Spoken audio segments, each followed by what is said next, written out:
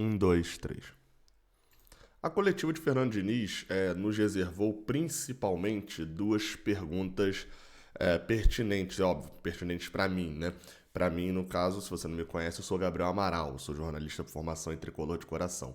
Eu vou reproduzir essas duas perguntas e respostas de Fernando Diniz aqui neste momento. E a gente vai, enquanto você deixa o seu like aí embaixo, se inscreve aqui no canal, falar um pouquinho sobre elas. Obviamente uma delas é a minha, né? Então Boa noite, Diniz, Maicon Ribas do Cariocado, parabéns pela vitória. Vamos ouvir, mas a primeira... O Fluminense veio de dois jogos, os últimos dois jogos sem vitória, que foi contra o Inter e contra o Fortaleza. Gostaria que você analisasse a importância dessa vitória de hoje e a confiança para a próxima partida, que é contra o Corinthians, na Copa do Brasil, quarta-feira. E também gostaria que você analisasse a atuação do Michel Araújo, que acabou entrando no final e fazendo então uma atuação praticamente fatal ali na partida. Foi um momento, vou começar pelo Michel, é uma alegria muito grande poder tê-lo de volta em boas condições. Esse mês aí, não sei se dá um mês, ou não sei a quantidade de dias que o Michel está com a gente treinando. Mas ele voltou do mundo árabe e ficou lá uma temporada, que é um futebol semi-profissional, e ficou também um tempo parado em casa.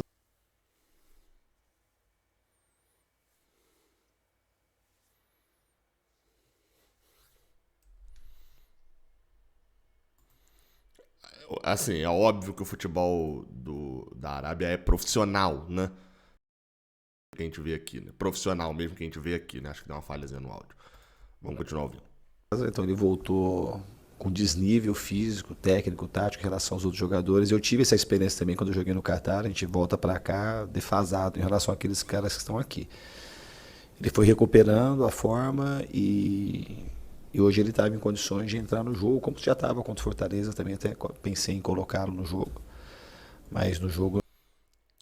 Primeira informação importante, ele pensou em colocar Michel Araújo contra o Fortaleza. Fico muito curioso de qual seria a mudança, né, que ele trocaria ali, que ele não faria, né, para colocar o Michel Araújo.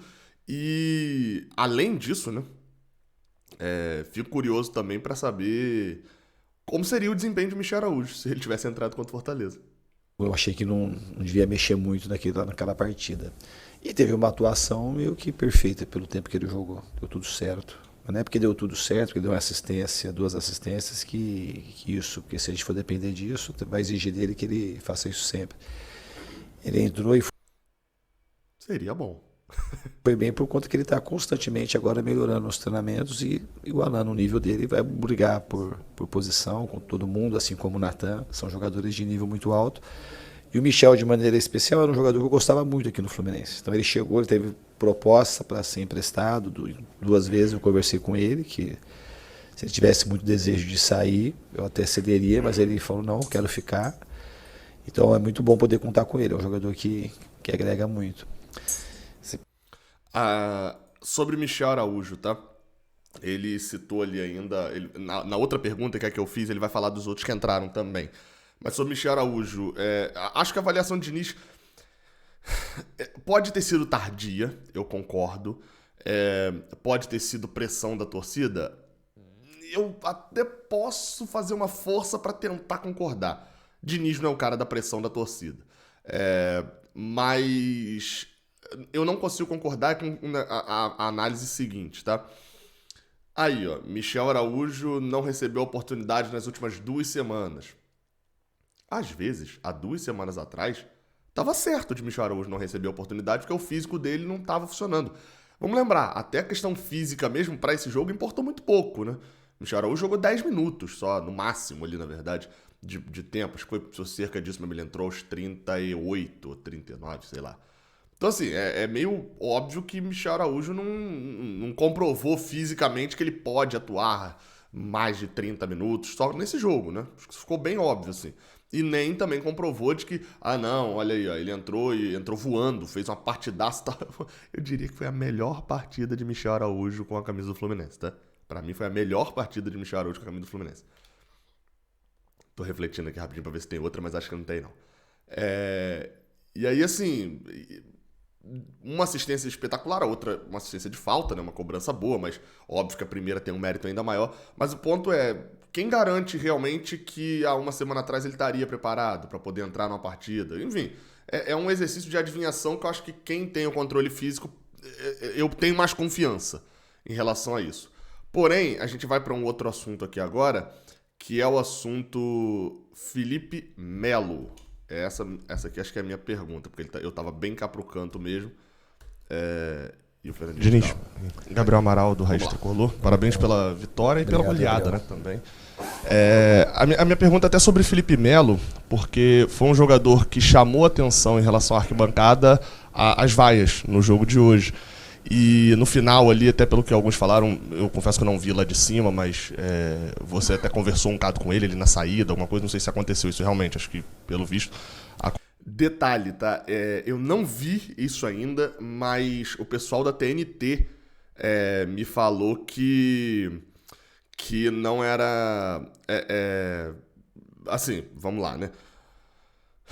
O pessoal da TNT me falou que tinha inclusive um vídeo do Diniz chamando o Felipe Melo para poder, enfim, falar ali alguma coisa após o jogo, ou o Felipe Melo falando com o Diniz, aconteceu alguma coisa com os dois ali, de conversar, né, no pós-jogo.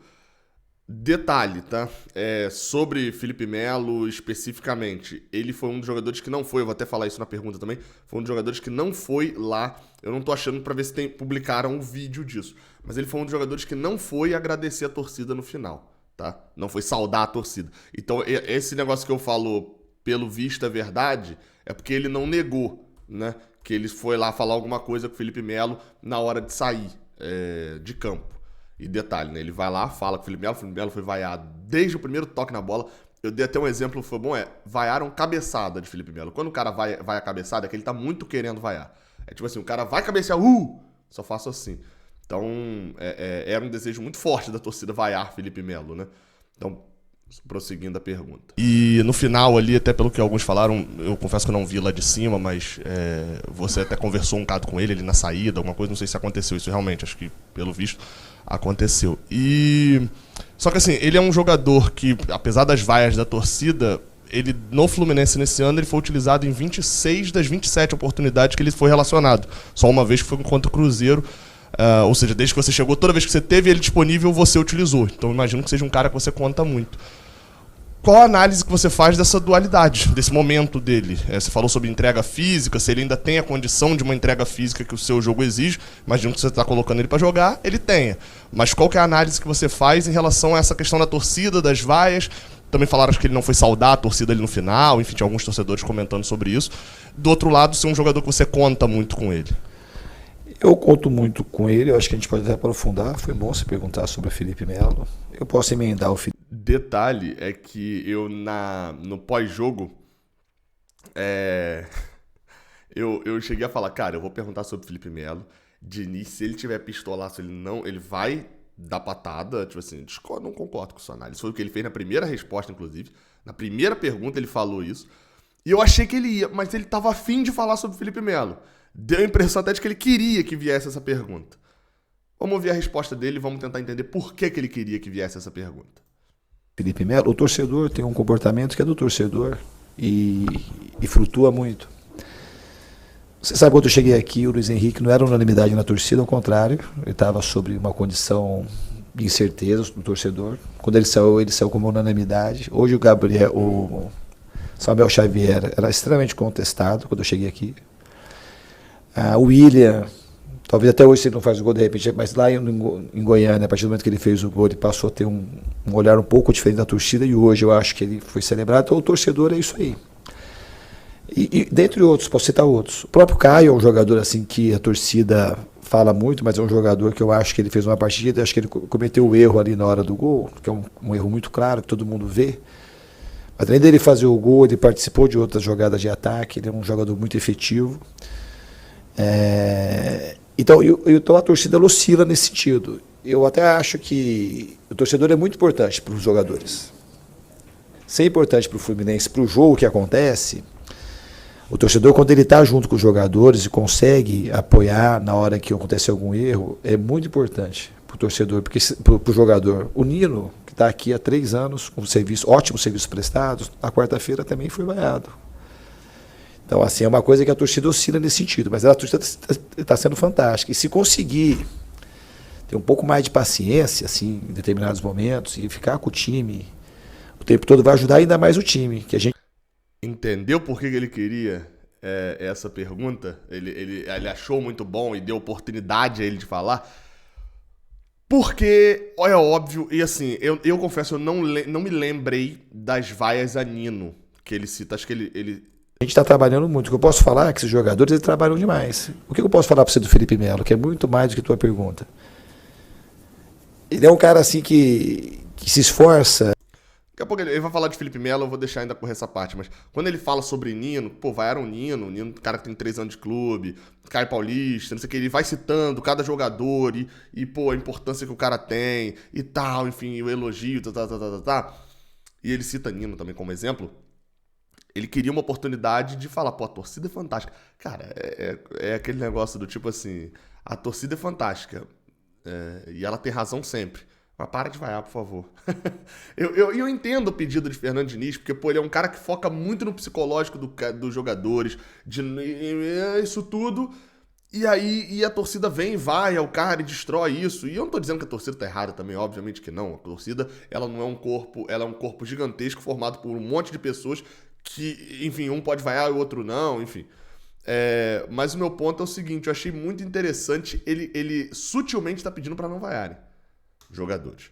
Assim, e eu confesso, em alguns casos, é óbvio que eu não tenho nada contra uma vaia Felipe Melo, por exemplo. É um jogador cascudo, tem que saber lidar com isso e tá jogando muito mal. Tá muito mal, muito. Tem importância de liderança, importância interna. Diniz vai falar aí agora 2 horas aí sobre como o Felipe Melo se dedica e tal, não sei o quê. Beleza, dentro de campo não tá entregando.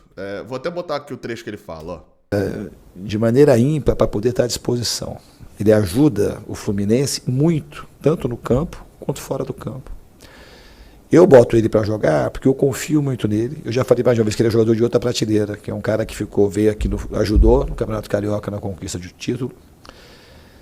Faz um esforço tremendo para poder continuar jogando e quando ele entra ele contribui. Às vezes acontece lances pontuais. Faz um esforço tremendo para continuar jogando. Importante essa aspa aí. Todo mundo erra, ok. Mas ele é um jogador muito importante pra gente, em todos os sentidos. Ele entrou muito bem no jogo hoje, eu achei tecnicamente. Já entrou enfiando passes no meio das linhas. É um cara que tem muita presença física. Como entrou pouco contra o Fortaleza, mas entrou bem. Eu confesso que eu não vi esses passes entre as linhas ali de Felipe Melo, não. E como eu não gravei esse jogo, não tenho como confirmar. Mas ele vai citar jogos aí. Ele cita o jogo do Botafogo, vai citar o jogo do Botafogo. Faz um tempão. E vai citar um jogo que eu não concordei tanto, não. Né? Eu posso fazer um relato aí das partidas que ele entrou contra o Botafogo. Que ele... Partida contra o Botafogo faz muito tempo. Foi na última semana de junho. Entra e dá uma contribuição pro time. Então ele é muito importante para nós. Eu tenho para falar assim, que o Felipe Melo, para mim, de fato, eu conto com ele e todos nós contamos com ele aqui no Fluminense. É um jogador muito importante e vai ajudar muito até o final. Aí ficou minha dúvida. Enfim, essa foi a resposta dele para minha pergunta. Ficou a minha dúvida seguinte, são 2 dúvidas na verdade. A primeira eu entendo mais uma vez, né, Diniz, é óbvio, pra ele é muito interessante que a torcida não vai, que a torcida só apoie. Assim como pra torcida é muito interessante que o time jogue bola sempre, né, são coisas que são difíceis de você mensurar a raiva do cara, e acho que Diniz é um cara com moral o suficiente pra poder falar esse tipo de coisa. Ele fala, pô galera, se vocês apoiarem vai ser mais fácil, etc, do que se o Mário Bittencourt, por exemplo, fala. Então é importante esse caso de Diniz. O caso, por exemplo, que eu citei de Nino, eu não me lembrava das vaias contra o Fortaleza, até confirmei com a galera depois lá na sala de imprensa. Falaram, não, rolou, foi pouco e tal, mas rolou. E se eu tivesse lembrado disso, eu falei, cara, que absurdo vaiar Nino, né, num caso desse. Eu entendo perfeitamente, né, tipo, você tá desesperado, tá com raiva na hora, mas é um imediatismo muito grande que não condiz muito com o histórico, assim, da nossa torcida. Pelo menos não na arquibancada. E novamente, Felipe Melo é um caso já de sequência, né? Já é uma contratação um pouco mais contestada, etc. Então isso é até normal até de se acontecer nesse momento. Agora, o caso de Nino realmente foi um que, quando eu me descobri, me pegou um pouco de surpresa. Não estou dizendo que tem que abraçar o time e tal, mas é fato, assim, talvez a gente esteja sempre armado, até pelo período que a gente passou tão ruim, armado para poder dar errado. A gente toma um gol do Coritiba, tá 2-1, a gente já tem que encontrar um culpado e desesperadamente vaiar e mostrar que esse cara tem que sumir da história do Fluminense. A gente toma 2-0 no mata-mata e a gente, melhor pegar o carro e ir embora pra casa, porque isso aí já acabou.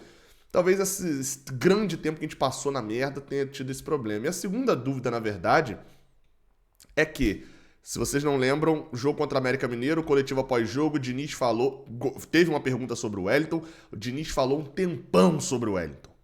O Wellington, desde então, jogou 8 minutos, se eu não me engano, só contra o Santos em 15 jogos. Será que o Diniz vai ter peito para poder depois fazer esse ótimo discurso sobre Felipe Melo? Tirá-lo de campo? Felipe Melo só não atuou em uma partida do ano que ele esteve disponível. Fernandinho o coloca em todos os jogos. E nitidamente é o jogador que sempre entra e é a pior substituição. E aí, Fernando Diniz?